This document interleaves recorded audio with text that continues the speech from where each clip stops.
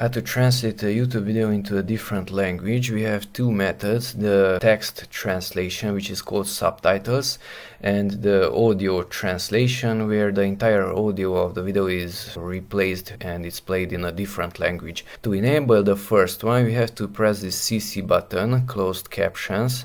When there is a red line, then it's enabled. Okay, so let's play the video, and there you can see the audio is being translated into text, and it's the same language, it's English.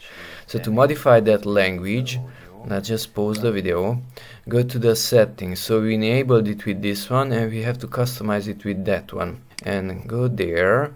We enable the CC, so CC is here. Click on subtitles.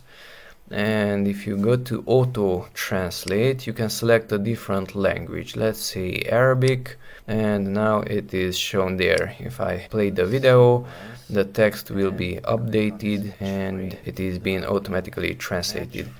Okay, to disable it, click on the CC button again. Pause the video. Now to enable the audio translation, go to the wheel.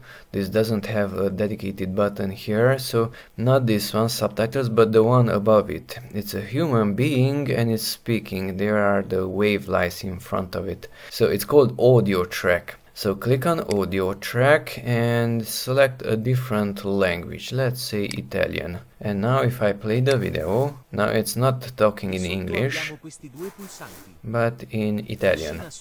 To change the language, go back to the wheel icon, audio track, and select another one, let's say Japanese.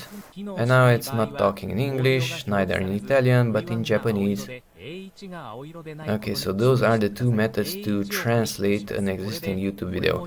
To get back to the original sound of that video, audio track, and English original. So that's the original sound of this video. And now the right side is